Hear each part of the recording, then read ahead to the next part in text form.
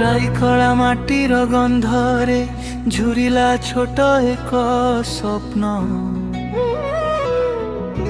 ଧୂଳିଝରା ଗାଁର ପଥରୁ ଉଠିଲା ଆଶାର ଧ୍ୱନି, ନୀରବତା ଭଙ୍ଗିକି। ସାଧାରଣ ଘର, ସାଧାରଣ ପଥ, କିନ୍ତୁ ହୃଦୟରେ ଥିଲା ଅଗ୍ନି। ଲୋକଙ୍କ ଯନ୍ତ୍ରଣା, ଲୋକଙ୍କ ସ୍ୱର ସେ ଶୁଣିଲେ ଭାବି ମୁଁ ଅଛି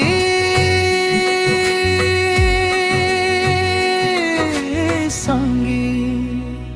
ମୋହନା ମାଝି ମାଟିର ସୁର, ଲୋକର ମନ ଗାଁରୁ ଆସି ଆଜି ହେଲେ ଓଡ଼ିଶାର ପଥ ପ୍ରଦର୍ଶନ।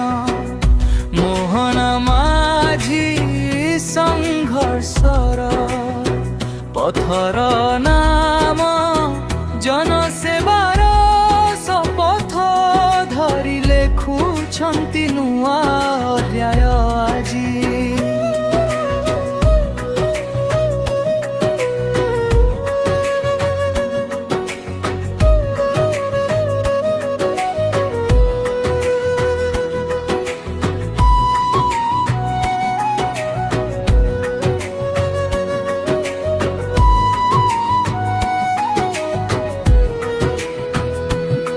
ସରପଞ୍ଚ ମଞ୍ଚରୁ ଆରମ୍ଭ ହେଇ ଜନତାର ଭରସା ପାଇଲେ ସେ।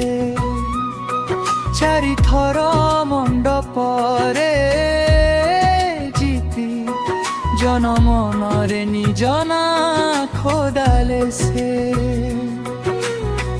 ଜୁନ ମାସର ଦିନେ ଦିନେ ନେଲେ ଶପଥ ଲୋକର ସମ୍ମୁଖରେ। ଓଡ଼ିଶାର ହସ, ଓଡ଼ିଶାର ସ୍ୱପ୍ନ, ହେଉ ମୋର କାମ ମୋର ଧର୍ମରେ।